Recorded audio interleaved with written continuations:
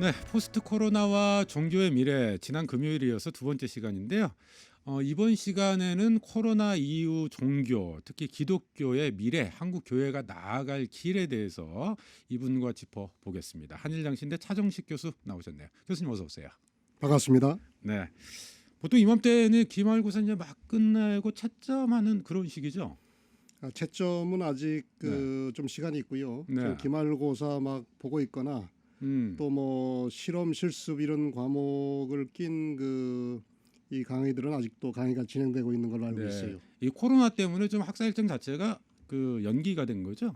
예, 3월 중순경에 대학원은 우리 학교의 경우 이제 오프라인 강의를 일부 시작했는데 대체로 4월부터 시작해가지고 음, 거의 뭐 한 달 가까이 네. 평상시보다 좀 지연됐습니다. 네.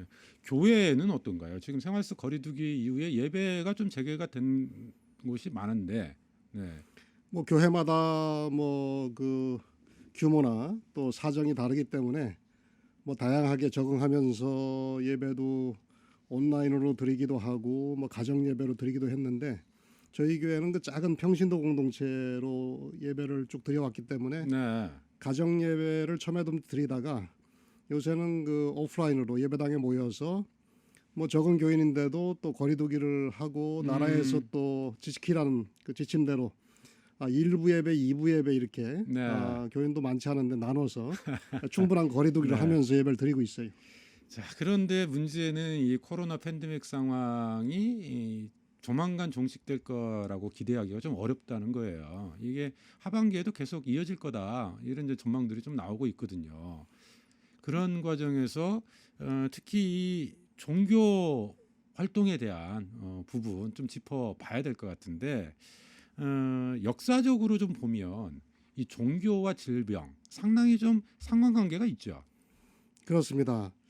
뭐 한 3세기, 4세기 때도 이제 역병이 많이 생겨가지고 많은 사람들이 로마 제국에서 죽어나갈 때 헌신적인 기독교인들이 그 환자들, 감염자들을 간호하고 뭐 자기들도 감염해서 더러 죽기도 하고 그랬지만 살든지 죽든지 뭐 주와 함께 가리라는 담대한 신앙 고백으로 그 역병 상황에 로마 제국에 많은 감동과 감화를 끼쳐가지고 이 작은 규모로 시작한 그 우리 기독교 이 세력들이 로마 제국을 정복하는 음, 로마 제국의 그 신용과 신뢰를 얻어가지고 강하게 이제 어필하면서 이 복음의 능력이 발휘되는 그런 역사도 있었고 이게 긍정적인 사례라면 이제 14세기의 그 흑사병 네, 패스트큐로 그때 유럽 인구가 한 7,500만 정도 됐다는데 3분의 1에 해당되는 2,500만 명이 죽었어요. 네, 그래서 그때 이제 교황을 중심으로 한 카톨릭 교회 체제가 많이 도전을 받았고 교권이 약화되면서 르네상스가 이제 싹틀 수 있는 그런 정서적인 문화적인 그 배경이 이제 형성됐죠. 그리고 교회에서는 그것을 무마하기 위해서 또 마녀 사냥 같은 거 하면서 애꿎은 그 여성들 또 이슬람 또 그밖에 그 유대인들 이런 약자들을 마녀 사냥의 올가미에 이제 씌어가지고 그들을 무참하게 또 화형시킨다든지 이렇게 죽이는 못된 행패를 부리기도 했죠. 꽤 오래 네, 갔습니다. 이 마녀 사냥이. 그리고 좀 이성의 발달과 함께 이제 이 마녀 사냥의 악순환이 좀 종식되고 그 뒤로 이제 그 교회의 어떤 신적인 권능을 내세우는 풍조가 좀 퇴조하고 르네상스 그 휴머니즘이 또 네, 점점 더 출현하면서 그 기세를 떨치는 음. 그런 또 부정적인 또 이 종교와 역병의 관계가 또 있었죠. 네. 근데 어쨌든 전 세계적인 이제 그 질병 상황, 그 역병이라고 이야기하는 전염병이 창궐하는 시기에 아무래도 사람들이 종교에 의존하고 의지하는 좀 이런 현상들이 나타났고 그러면서 종교의 영향력이 이제 확대되는 그런 모습들을 좀 확인할 수가 있었잖아요. 근데 그에 반해서 코로나 전국에서는 거꾸로 가장 타격을 많이 받는 부분이 종교인 것 같아요. 이거 어떻게 해석해야 뭐 됩니까? 근대 네. 이후에 이렇게 이제 뭐 그 중세기가 좀 무너지면서 근대 합리주의적인 그 사조가 사람들의 의식을 깨우고 그 뒤로 또뭐 계몽주의 사조가 있었고 요즘에 이제 초등학교부터 이제 과학을 배우면서 역병에 대해서 과학적인 기본 지식과 상식을 갖추게 되니까 예전에 그 종교적인 권능으로 모든 것을 하나님의 뜻으로 정당화하는 그런 막무가내식의 이제 묻지마 믿음의 그런 패턴이 더 이상 통하지 않게 되고 또 교회가 그 이런 역병이 창궐하는 시대에 사회적으로 모범이 되기보다 여러 가지 또 불미스러운 일들을 앞장서서 저지르고 하는 그런 그 안 좋은 모습을 자꾸 이제 보도하고 또 그것을 일반 시민들이 알게 되면서 교회 권위가 좀 실추되고 신용이 많이 떨어진 그 결과가 아닌가 네. 일단 그렇게 진단해 볼 수 있겠죠.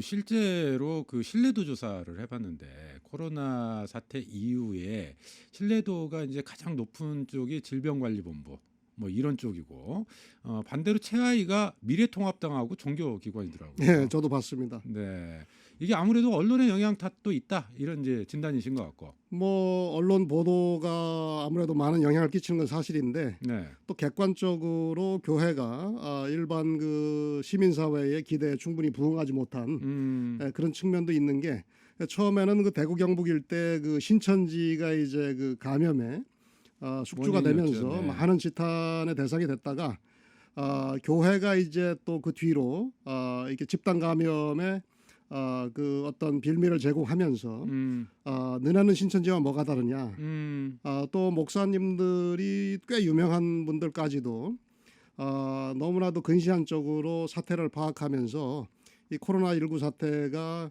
뭐 하나님의 심판이다. 그래서 심판론이 처음에 득세를 했잖아요. 네. 그래서 아주 유명한 목사님이 중국 우한에서 이 바이러스가 생긴 게 거기 교회를 핍박하고 그래서 교회 철거한 철거반장이 감염돼서 제일 먼저 죽었다. 네. 그래서 중국 심판론, 공산주의 심판론, 그러다가 그다음에 신천지 심판론, 그러다가 뭐 문재인 네. 정권 뭐 심판론, 별의별 심판론이 다 나오다가 요새 가장 크게 감염과 그 코로나로 사망하는 사람들이 많이 늘어나는 미국이나 네. 뭐 일본이나 그 유럽 같은데 다 기독교 국가고 또 많은 보수적인 그 사람들이 선망하는 나라인데 네. 거기에 대해서는 더 이상 심판론이 나오지 않는 게 얼마나 그 자가당착이고 논리가 궁색합니까? 네. 똑똑한 시민들이 그걸 다 아니까 더 이상 교회에서 목사님이라고 해서 하는 말을 다 권위 있게 수용하지 않고 오히려 냉수적인 분위기가 확장되고 네. 있지 않나 그렇게도 우리가 좀 짚어볼 수 있겠죠. 과거에는 사실 이제 종교에게 기대했던 것들이 그런 재난 상황 속에서 또 질병의 치유자, 또 재난을 해결할 수 있는 어떤 대안으로서의 종교의 역할 이런 것들이 강조됐다면 현대 사회에서는 과학 기술이 발전하고 여기에 대한 지식들이 확장되면서 그 기대는 조금 달라진 것 같아요. 네. 그렇습니다. 예. 네, 그럼에도 불구하고 어쨌든 종교가 이런 대규모 재난 상황에서 시민들이 기대했었던 바를 충족을 못하기 때문에 이제 신뢰도가 하락하는 거 아니겠습니까? 그런 네. 측면이 다분하죠. 예. 네, 그래서 신천지와 정통교회가 뭐가 다르냐 뭐 이런 이야기가 나올 정도까지인데, 근데 우리가 한 가지 그 이야기를 나눠봤으면 싶은 게 종교도 여러 가지가 있잖아요. 여러 가지가 있는데 특히 개신교에 대한 신뢰도 하락, 좀 이런 부분들이 두드러지는 것 같아요. 원인은 예. 뭘까요? 참 부끄러운 현실이고 저도 개신교에 몸담고 있는 목사로서 뭐 강 건너 불구경하듯이 남 얘기하듯이 얘기할 수는 없는 그 책임을 또 그 일부 떠나야 되는 그런 입장입니다만 뭐 가톨릭이나 이런 데는 그 단일 체제니까 뭐 주교 회의라든지 뭐 교황청이라든지 어떤 지침을 내리면 되게 일사불란하게 그 순응하면서 움직이는 뭐 불교 조계종도 마찬가지죠. 네. 한국 불교의 70%가 조계종인데 뭐 거기 이제 본부에서 지침을 내리면 되게 따르면서 그 순종하는데 우리 개신교는 뭐 워낙 그 수많은 교단 교파가 있고 또 목사님들도 다양한 성향이 있어요. 이 과학적인 지식을 존중하고 그래서 우리가 신앙생활을 신실하게 하지만 과학적인 지식과 상식에 준해 가지고 이렇게 특별히 위태로운 상황에서 그 위기에 대응하는 그런 상식을 그 충분히 지키면서 교우들에게도 권면하는 그런 분들도 많이 있다고 저는 보는데 네. 되게 소개되는 게 안 좋은 쪽으로 많이 소개되잖아요. 그래서 카리스마적인 몇몇 목사님들이 뭐 마스크도 안 쓰고 그냥 네. 오프라인을 그냥 믿음으로 막 밀어붙이면서 예배를 잘 안 드려서 코로나가 왔다 이런 얘기를 했는데 네. 그 교회에 또 코로나 감염자가 생기고 목사님도 감염되고 하니까 이제 권위가 실추될 수밖에 없는 거죠. 네. 예. 아니 구조적으로 뭐 그럴 이유가 있는지도 좀 궁금했어요. 그러니까 예배를 좀 당분간 중단해달라 이런 이제 호소들이 있었지 않습니까? 네. 근데 다른 종교 시설에서는 어쨌든 예배가 좀 이루어지지 않는 이런 모습들이 나타났는데 유독 개신교 쪽에서는 예배를 계속해서 좀 드리려고 하는 좀 이런 것들도 있어요. 그게 구조적인 이유도 있습니까? 우리 그 구조적인 이유라는 게 제가 볼 때는 이제 그 신학적인 이유고 또 신학적인 그 이유의 그 배경에는 또 성서를 어떻게 해석하느냐. 네. 안식일을 뭐 거룩하게 지켜라. 음. 그래서 안식일을 거룩하게 지키는 그 어떤 율법적인 전통이 신약 시대 이후로 이른바 그 주일을 거룩하게 지키는 그런 전통이 되고 또 우리나라의 개신교가 들어오면서 그 주일 성수 전통 하나님 앞에 예배하는 것을 그 목숨을 내놓고도 했던 네. 그런 담대한 어떤 그 신앙 고백의 전통이 있기 때문에 그런 전통을 고수하면서 예배를 우리가 해오던 대로 사실 그동안 예배를 안 드린 건 아니에요. 네. 가정 예배나 뭐 온라인 예배나 다른 방식 다른 형식으로 드렸는데 교회에 모여가지고 해오던 전통 그대로 고수하면서 네. 예배를 드려야 그렇게 주일을 성수해야 하나님이 기뻐하시고 우리가 또 무슨 그 재앙을 받지 않는 뭐 그런 식의 그 어떤 그 고착된 그 관점이 이런 그 위기 상황에 네. 그 우리가 대응하는 어떤 순발력을 앗아가면서 좀 그 무지막지한 이런 그 극단적인 현상도 나타난 게 아닌가. 네. 그러면서 우왕좌왕하면서 중구난방으로 이 목사님이 이렇게 얘기하고 저쪽 교회에서 또 저렇게 얘기하고 하니까 당연히 그 콩가루 집안식으로 네. 그런 이미지가 점점 부정적으로 확장되면서 그렇게 안 좋은 쪽으로 좀 우리의 그 신뢰도가 추락한 게 아닌가 좀 네. 안타깝게 생각합니다. 그러니까 뭐 신학적으로는 충분히 좀 해석이 가능하고 이해하는 측면들이 존재합니다만 사실 시민사회 영역에서는 세속적으로 좀 이 부분과 관련해서 이거 헌금 때문에 모여서 꼭 그 예배 드리려고 하는 거 아니냐 뭐 이런 지적들도 나오거든요. 네, 그 부분에 대해서는 좀 어떻게 보세요? 일각의 지적이 그렇습니다. 또 저는 그 지적이 또 반드시 그릇된 지적은 아니라고 보지만 제가 좀 전에 얘기한 하나님 앞에 신실하게 예배를 그 함께 모여서 드리는 공예배라고 하죠. 공예배. 네. 이 공예배의 전통을 고수하고자 하는 보수적인 신학 전통 그런 예배 전통이 저는 더 큰 이유가 있다고 보고 거기에 더 큰 비중이 있다고 보고 교회라는 조직을 운영하고 어떤 생존을 지탱하는 거 저는 그것도 중요하다고 보거든요. 네. 현실 그 조직이 와해돼 버리면 이제 아무것도 일어날 수 없는 일이니까. 근데 특별히 개척교회 같은 경우는 그 이런 재정적인 기반이 워낙 취약해가지고 사실 그 제대로 매주일 모여서 예배드리고 헌금하고 하는 그런 순서들이 생략되다 보니까 사실 타격이 크고 그런 이유도 부분적으로 저는 있다고 보고 또 그것이 존중받을 만한 구석도 있다고 봅니다. 그래서 네. 우리 교회는 재난 기금을 받아가지고 좀 보태가지고 우리도 뭐 작은 교회지만 좀 개척교회 좀 이렇게 돕는 데 나눠주기도 했습니다만 그것을 우리가 똑같이 예수님을 믿는 그리스도인이라고 하면서 남 얘기하듯이 네. 우리는 여유 있는 큰 교회고 음. 너는 미자립 교회인데 참 그 안타깝다 이런 식으로 네. 마냥 그 대상화시켜서 그렇게 냉소적으로 얘기할 사안은 아니라고 봐요. 생존이 전 중요하다고 봅니다. 네. 그렇지만 그것이 가장 중요한 이유는 아니었을 것이다. 네. 제 나름대로 그렇게 판단해요. 그 교회가 이제 제각각의 상황과 조건도 다르고요. 운영도 이제 제각각이다 보니까 또 이런 문제들도 더 좀 심화되는 측면이 있지 않느냐. 그래서 교단 차원에서 통합적으로 좀 이 교회들을 관리하거나 또 함께 공통의 운영 이런 부분들도 고민할 수 있지 않느냐 이런 지적들도 나오던데 뭐 그것은 좀 바람직하다고 보세요? 그런 논의. 예, 좋습니다. 네. 우리 그 장로교 쪽에서 이제 주류 교단이라고 몇 교단이 있는데 그런 교단에서도 그 코로나 사태로 그 교회 조직의 어떤 그 생존 문제로 어려움을 겪는 개척교회나 미자립 교회에 여러 채널로 도움이 되고자 지원하고 후원하고 이런 그 다각도의 그 후원 프로그램을 만들어 가지고 시행해 온 걸로 알고 있고요. 네. 그것이 뭐 티나게 이렇게 드러난 건 아닐지라도 그렇지만 이제 아무래도 그 개신교 교단 조직은 또 뭐 교회 연합체도 있지 않습니까? 근데 그 자체가 그 수많은 그 개교회주의의 틀 속에서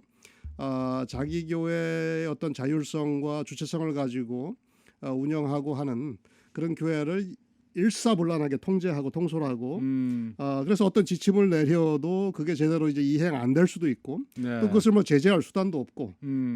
그래서 우리 가톨릭의 그 주교단 그 체제나 무슨 교황 체제하고는 좀 다른 네. 그것이 어떤 경우에는 장점이 되기도 하는데 이런 위기 상황에서는 또 네. 한계로 단점으로 작용하지 않나 그렇게 봅니다. 유럽 교회나 미국 교회 상황은 어떤가요? 제가 뭐 자세하게 그 워낙 거기도 그 다양한 그 면면들이 있어가지고 자세하게 그 현실 파악을 그 못하고는 있지만 제가 아는 바로는 미국 교회도 그렇고 아마 유럽 교회도 마찬가지일 거예요.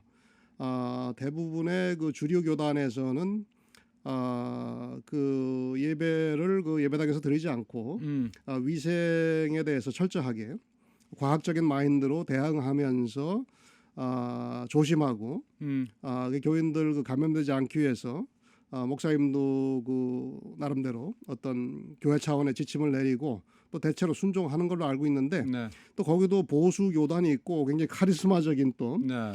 이 기독교 지도자들이 있기 때문에 그들이 또 막무가내로 막 나가면서 또 그 큰 소리 빵빵 쳤다가 또 감염되기도 하고 네. 그런 불미스러운 굉장히 그 복잡한 그 층층면면이 있지 않나. 그래서 한 가지로 뭐 딱 집어서 일반화하기는 네. 어렵지 않나 싶어요. 우리 한국 교회하고 아마 뭐 그 기본 패턴은 유사하지 않나 싶습니다. 아니 왜 질문을 좀 드려봤냐면요. 그러니까 이게 궁금해졌어요. 그러니까 한국 교회는 사실 대형 교회의 폐해라든지 일부 목회자 이제 사랑의 전달자가 돼야 될 목사님들이 오히려 사회적 공감 능력이 떨어지는 거 아니냐 뭐 이런 이제 세간의 비판들이 좀 나오기도 하면서 개신교 한국 교회에 대한 신뢰도가 좀 하락하고 있다 이런 지적들을 했었잖아요. 예, 예. 근데 이게 개신교 차원의 문제인지 아니면 한국 교회만의 특별한 현상인지 좀 그런 차이가 있는 건지 있다면 이유가 뭔지 좀 이런 게 좀 궁금해서 질문을 좀 드려봤거든요.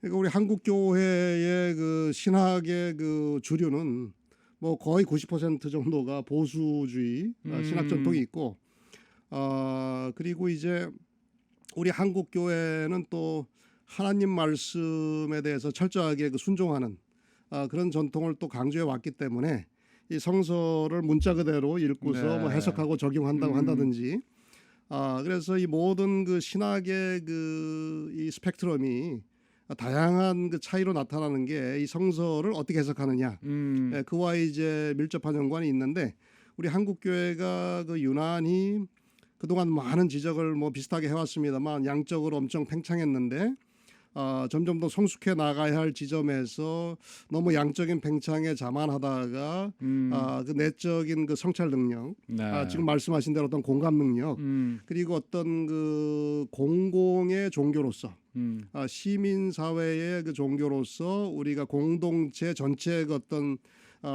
전망의 위기 상황에서 어떻게 대응해야 하는지에 대한 그 합리적인 상식과 근대적인 마인드 이런 게 좀 많이 부족하고 또 어떤 영성의 차원에서는 이렇게 시시각각 변하면서 예측불허한 또 우리가 하나님에 대해서 다 알지 못하는데 너무나도 담대한 확신으로서의 믿음만 강조하다 보니까 네. 자기가 하나님에 대해서 모든 것을 엄청나게 많이 알고 통달한 것처럼 그래서 하나님 위치에서 다분히 그 심판자의 이런 그 언사들을 많이 그 남발하다 보니까 자기의 말에 스스로 책임지지 못하거나 그 말과 그 어떤 행실의 열매가 겉돌거나 네. 그런 그 모순이 발생하면서 우리 한국 개신교의 그 독특한 그 어떤 파행적인 면들이 많이 요새 지적을 받고 그만큼 또 신뢰도도 추락하고 또 양적으로도 많이 이제 교회를 떠나는 사람들이 늘어나면서 쇠퇴의 조짐을 보이고 있지 않나 안타까운 심정으로 그런 생각을 좀 합니다. 자, 어쨌든 이런 상황에서 포스트 코로나 시대의 종교의 미래는 어떻게 될 것인지 좀 이런 것들을 이야기를 나눠봐야 될 것 같은데 종교가 살아남을 공간이 있을까요? 뭐 그것도 극단의 그 진단이 있는 것 같습니다. 앞으로 이제 이 과학 지식이 편만해지면 종교는 그 사라질 것이다. 뭐 기독교뿐만 아니라 모든 종교의 미래를 비관적으로 이렇게 예견하기도 하고 또 이렇게 점점 더 불안해지면 사람들이 그 종교에 더욱더 의지하고 하나님한테 의지하면서 위로를 받고 치유를 받고 새 힘을 얻고자 하는 그런 동기가 늘어날 것이다. 이렇게 또 낙관적으로 진단하기도 하는데 저는 그 극단의 한 중간쯤에 진실이 있지 않을까 싶습니다. 어떻게 하느냐에 따라서 어떻게 하느냐에 따라서 네. 우리 그 신앙인들, 특히 기독교 신앙인들 한 사람 한 사람, 또 목사가 나름의 그래도 리더십을 꾸준히 발휘해 왔는데 이런 분들의 그 신학적인 그 패러다임이 네. 어떻게 그 성숙의 길로 진보하고 나아가느냐에 따라서 교회의 수준과 또 교회에서 그 선포하는 어떤 신앙적인 지향점도 달라지고 또 그것이 삶을 통해서 결실하는 그 열매의 그 모습도 달라질 거기 때문에 그것을 보고 이 세상에서 그 공감하면서 거기에 대해서 이제 크레딧을 주면 우리 기독교도 더 팽창할 수 있는 어떤 그 도약의 전기를 얻겠지만 계속 이런 식으로 무대뽀로 그냥 여기저기서 초치는 사람들이 점점 더 늘어나고 네. 그것이 또 자꾸 이 대중 시민 사회의 실망의 그 요소로 그래서 사회가 요새는 교회를 걱정할 정도가 자꾸 되니까 안 좋은 뉴스 자꾸 터지면서 그러면 이제 점점 더 쇠퇴하고 소멸의 그 위기 상황도 우리가 충분히 예견할 수 있다고 봅니다. 네. 그러니까 사실은 이제 포스트 코로나 시대의 종교의 미래, 달리 말하면 한국 사회에서 우리 사회에서 종교가 정말 꼭 필요한가, 필요한 이유 이런 부분들을 교회 스스로가 좀 보여줘야 되는 거잖아요. 그렇죠. 네, 그런 것들을 찾아가는 것이 우리 역할이고 그것을 찾아간다면 종교의 미래가 존재할 것이고 그렇지 못하다면 종교의 미래는 암울할 수밖에 없고. 그러니까 다시 좀 말을 바꿔서 말씀드리면 우리가 이제 그 이러한 그 예기치 않은 그 재난과 위기 상황에 우리가 사는 시대가 이 무한과 영원한 그 시점에서 보면 그야말로 그냥 먼지 하나의 그 짧은 시간인데 그 시간대에서 요구하는 시대 정신이라는 게 있단 말이에요. 네. 예수님의 시대 정신이 있고 또 루터 시대의 시대 정신이 있듯이 21세기 한국에 우리들에게 또 요구되는 또 우리 기독교인으로서 또 신앙인으로서 요구되는 시대 정신이 있는데 네. 그 시대 정신을 그 투철한 역사 의식으로 제대로 포착하고 거기에 그 창발적으로 좀 이렇게 반응하면서 그 시대 정신을 견인하고 그 선도해 나갈 수 있는 그런 그 어떤 영성과 그 리더십을 발휘한다면 우리가 희망이 있는 거죠. 네. 근데 그렇지 못할 경우에는 뭐 비관적일 수밖에 없다고 봅니다. 포스트 코로나 시대의 종교의 미래, 특히 기독교의 미래 어떻게 될 것인가 이야기 좀 나눠봤는데 어느덧 마무리를 좀 해야 될 시간이에요. 교수님 끝으로 이 질문으로 좀 마무리를 했으면 좋겠는데 청취자께서 이러한 질문을 던져오셨어요. 이 고난과 재난의 문제를 이제 고민하시면서 신은 왜 고난을 주는가, 재난에 왜 손 놓고 계신가, 이런 질문을 던져오셨거든요. 이 질문에 대한 답변으로 좀 마무리를 해봤으면 좋겠는데. 굉장히 난해한 질문이고 네. 수많은 답변이 그동안 2000년 기독교 역사에 있어 왔었고요. 성경에도 욥기가 이 문제를 굉장히 심각하게 붙들고 씨름하고 있다고 저는 보는데 저는 이 전도서에 있는 말씀 그대로 이 세상에서 이루어지는 많은 것들 또 하나님이 그 조용하게 마치 그 보이지 않는 바람처럼 운행하면서 하시는 모든 일의 시종을 사람으로 다 알 수 없게 했다고. 우리가 모든 거 다 알면 다 하나님이 되겠죠. 네. 그래서 저는 이러한 그 사태를 겪을 때마다 너 자신을 알라. 네가 신이 아니라 이 무한과 영원의 시간대, 이 공간대에서 작은 먼지처럼 왔다가 쓰러지는 그런 피조물에 불과하다. 연약한 피조물에 불과하다. 그래서 너의 실존적인 그 삶의 자리를 잘 파악하고 성찰하면서 어떻게 그 짧은 인생을 그 고귀하게 살지 더 고민하고 또 뭐 그 먼지 같은 시간대에서 조금 더 많이 살다가 떠나느니 뭐 조금 덜 살다 떠나느니 이거 가지고 뭐 너무 그렇게 자로 재듯이 따지지 말고 하루하루 성실하고 하나님 앞과 사람들 앞에 착하게 또 이왕이면 아름답게 제대로 살라는 교훈을 개인적으로 좀 마음속에 새기면 어떨까 합니다. 왜라는 그 질문에는 정확한 답이 없지만 어떻게라는 답이 있지 않을까 그런 생각을 해봐요. 알겠습니다. 코로나 이후의 종교에 대해서 우리 한일장신대 차정식 교수와 이야기 나눠봤습니다. 교수님 오늘 말씀 고맙습니다. 감사합니다. 예. 네, 생방송 사람과 사람 오늘 순서 여기서 마무리합니다. 함께해 주신 여러분 고맙습니다.